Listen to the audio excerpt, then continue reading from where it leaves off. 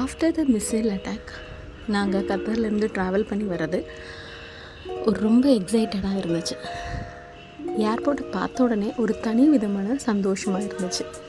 இந்த ட்ராவலுக்காக நாங்கள் ரொம்ப நாள் காத்துட்ருந்தோம். காமாட்சி அக்காவோட பையனோட கல்யாணத்துக்காக நாங்கள் கத்தார் டு இந்தியா ட்ராவல் பண்ணி வரோம். என்னை விட இதில் ரொம்ப எக்ஸைட்டடாக இருந்தோம். டக்குன்னு செக்இன்லாம் பண்ணிவிட்டு நாங்கள் மூவ் பண்ண ஆரம்பித்தோம். எப்போல்லாம் அவனால் முடியுமோ அப்போல்லாம் அவன் மூன் வாக் பண்ணிகிட்டு இருந்தான். இந்த மைக்கேல் படம் பார்த்ததுலேருந்து.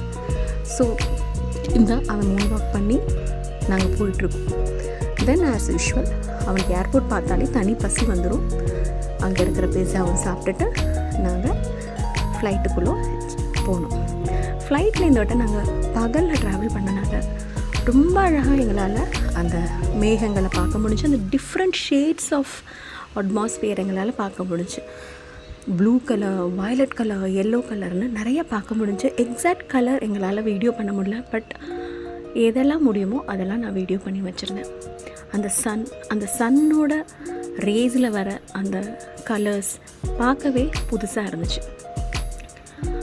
Violet colour, blue colour, white colour அப்படின்னு பல விதமான கலர்ஸ் பார்த்தோம். இது சன் செட் ஆகுன்னு முன்னே இருக்கிற கலர். அண்ட் இந்த கலர்லாம் முடிச்சுட்டு ஒரு வழியாக நாங்கள் கேலிக்கட் வந்துட்டோம். அந்த லைட்டெல்லாம் கீழே சிட்டியை பார்த்தோன்னே அப்பாடான்னு இருந்துச்சு. ஏன்னா கேலிக்கட்லேருந்து நாங்கள் வால்வோ பஸ்ஸில் நாங்கள் டபுள் டெக்கர் பஸ்ஸில் ட்ராவல் பண்ணி வரணும். ஃபஸ்ட் டைம் இது மாதிரி வரனால அவனும் ரொம்ப எக்ஸைட்டடாக ட்ராவல் பண்ணி தூங்கியும் உட்காந்தும் எந்திரிச்சு வந்தான். மதுரை அப்படின்னு சொன்ன உடனே நமக்கு வர்றது அந்த கட் அவுட்டும் சாமியோட பாட்டுகள் தான். ஸ்பீக்கரில் வந்துருச்சுடா மதுரை, ஆத்தா நான் மதுரை வந்துட்டேன் அப்படின்ற மாதிரி ஒரு ஃபீல் இருந்துச்சு.